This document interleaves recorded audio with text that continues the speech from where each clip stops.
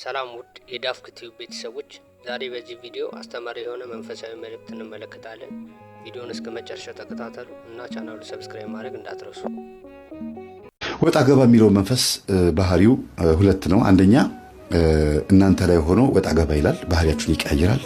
እናንተ ስትይዙት ደግሞ ሰው ላይ አድሮ ደግሞ መጥቶ እናንተን ለማስጨነቅ ይፈልጋል። ሚስት ስትሰግድ ነቅታ በሰንበት ቀን በግዝት ቀን ካልጠፋ ጊዜ በአጽዋማት ጊዜ ሩካቤ ካልፈጸምን ይላታል፣ ካልተገናኘውሽ ይላታል። ባሏ የራሷ መንፈስ ነው ባሏ ላይ ሄዶ ማለት ነው። ለምን ስትቀጠቅጠው ታሰር አይደለም ያለችው፣ ውጣ ነው ያለችው። አዎ ደንግጦ ሊወጣ ይችላል፣ ግን አልታሰረም። ስለዚህ ሄዶ ባል ላይ ማረፊያ ያገኛል። እንደገናም ደግሞ ልጆች ላይ ያርፋል። የእናንተው ዕቃ ይሰብራል፣ ይወድቃሉ። ያጠራቀምሽውን ገንዘብ ሊበላ ከፈለገ ልጆችሽን ያሳምማል። ካንቺ ወጥቶ ሰዎች ላይ ማረፍ ከቻለ በዙሪያ ያሉትን ነገሮች ማበላሸት ነው ስራው። ስለዚህ መንቃት ያስፈልጋል። የሆነ ባህሪ ስታይ ሰዎች ላይ ይሄ ነገር ከኔ ነው ወደ ሰዎቹ ይሄደው በፍጹም ቃል መለስ ንስሐ አልገባም ያለ ባል ካለች ወይም ሚስት ካለች ወይም እህት ወንድም ወይም ደግሞ ልጆች ካሏችሁ ይሄ ነገር ከኔ ወደ እነሱ ሄዶ እኔ ስለቀጠቀጥኩ ተናዶ ሄዶ እነሱ ላይ ልባቸውን አክብዶብኝ ነው ብላችሁ ማሰብ አለባችሁ። እና ከኔ ሄደ ልጆቼ ላይ ወይም ባለቤቴ ወይም ሚስቴ ላይ ሄደ ያረፍክ ካለ በስላሴ ስም ታሰር፣ ናውጣ ና ወደ እኔ ነው ወይም ባለህበት ታሰር። እና ማለትም ቀላል ነው። ለምን ከእናንተ ነው ወደዛ ሄደው ባለህበት ታሰር ማለት ትችላላችሁ። ልጆቻችሁ እንቅልፋቸውን ሲተኙ ሄዳችሁ ከሰገዳችሁ ከጸላችሁ በኋላ ወደ እኔና በስላሴ ስም የዛር መንፈስ እኔ ላይ ሆነ ስትረብሸኝ ነበርክ፣ እኔ ስቀጠቀጥህ ደንግጠህ ወደ ሌላ ቦታ ሄድክ።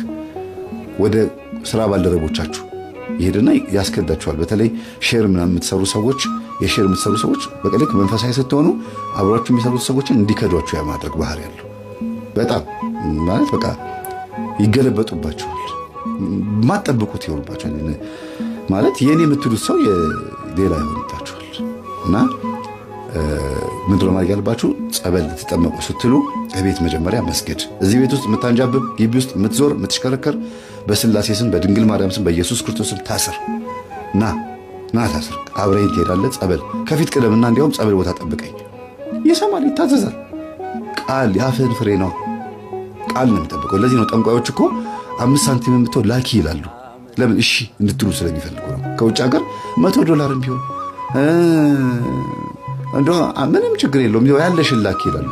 እሺ ብላችሁ ለጠንቋይ የሚሰጥ ገንዘብ ስትልኩ እሺ የምትለው ቃል ነው የሚፈልገው። የእናንተን ቃል ነው የሚፈልገው። ለምን? መስዋዕት የምትሆነው መጀመሪያ ከገንዘቡ በፊት የእናንተ ፈቃድ ስለሆነ ነው። ያለ ፈቃዳችሁ ሰይጣን ስለማይሰራ ማለት ነው። ብዙ ሰው የሚሸወደውና ሰይጣን የሚነግስበት ፈቃዱን ስለሚሰጥ ነው። በጣም ብዙ የውጭ ሀገር፣ አረብ ሀገር፣ የተለያዩ ቦታ ላይ ያሉ ሰዎች ብር ላኩ ሲባሉ እሺ ይላሉ። ቀለል ባለ መልኩ ነው እሺ የሚሉት። ግን በቃ እናቶችም ምን ይላሉ? እስቲ ላኪና ለሚካኤል ልስጥልሽ አይሉም። እንደዛ ብለው ልጅቷ ለሚካኤል ብላ ነው ብላ ስለምታምን ለሰይጣኑ አይሆንምና ለአባብዬ ልስጥልሽ እንደው ለዋቂ ቤት ልሰጥልሽ ነው ካለ አይ አልፈልግም ካላችሁ ተቃወማችሁ ማለት ነው። በቃ አይሰራም። እሺ እንግዲህ ምን ይደረግ ብለሽ ከሰጠሽ በቃ ተስማማሽ ማለት ነው። በአትሊክ እንኳን ተስማምተሻል። አመቺሳ የሚያስታቀፉ እናቶች ምን አሉኝ? ይጠቅማቸዋል ይሄ። ውጭ ሀገር ነች ያለችው ልጅቷና ልጁን ኢትዮጵያ አምጥታ አመቺሳ ማስታቀፍ አልቻለችም። በቪዲዮ አድርገው ሰውየው ካሜራ ፊት ሆኖ እንደዚህ ብሎ አለ። ከዛ ብር ካሜራው አጠገብ አስቀምጭ አሏት። በቃ ተቀብያለሁ አላት። በስልክ እኮ ነው አመቺሳ እንደዚህ ጀምሯል። ይሄ ምን ማለት ነው? ዋና ፈቃድ ነው ማለት ነው። በስልክ አመቺሳ ማስታቀፍ ስርዓት ተሰራ እና ልጁ ከታረክ እውነት በትክክል መንፈሱ ገብቶበታል። አመቺሳ መንፈስ ገባበት ማለት ነው። እኔ እንደዚህ ነው ልጁን የተቆራኘሁት እንደዚህ ነው አለ። እንዴ እሷ ውጭ ነች ያለችው ኢትዮጵያ መጥቶ ማያውቅ ከሆነ ይሄ ልጅ እንዴት አመቺሳ ገባ ሲባል በስልክ።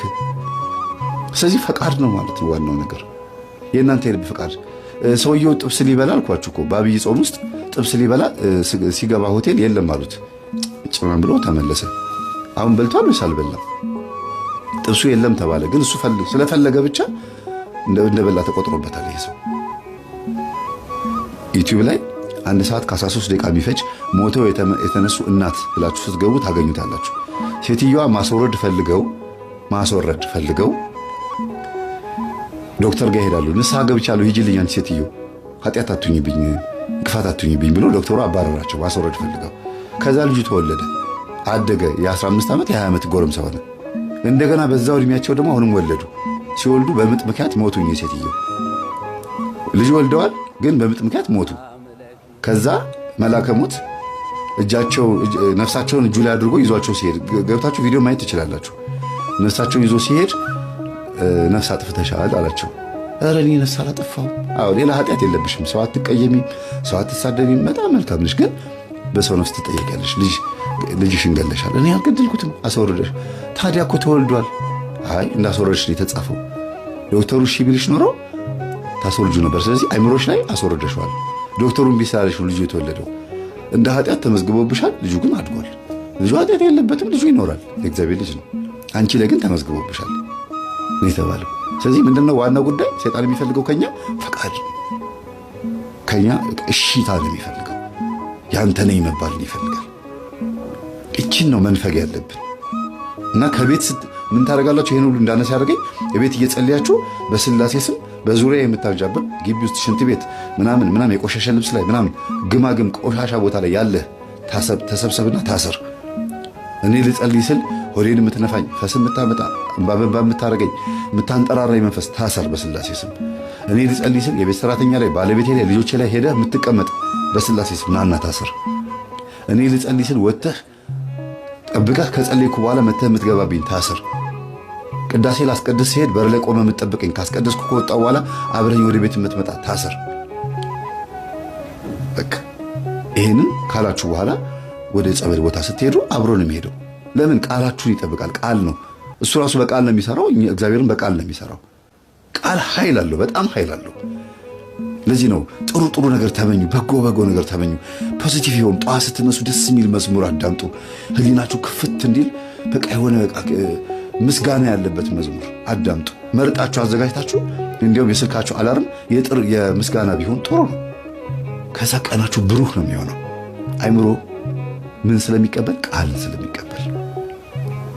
ቃል ይቀበላል። የሰጡትን ነው፣ አይዋሽም። እሱን እንካ ብለህ የሰጠኸውን ነው የሚቀበለው አይምሮ። ምሬት ከሰጠኸው ምሬት ነው፣ ምስጋና ከሰጠኸው ምስጋና ነው። እና ጸበል ቦታ ስትሄዱ አብሮ ይሄዳል፣ ይወጣላችኋል ማለት ነው።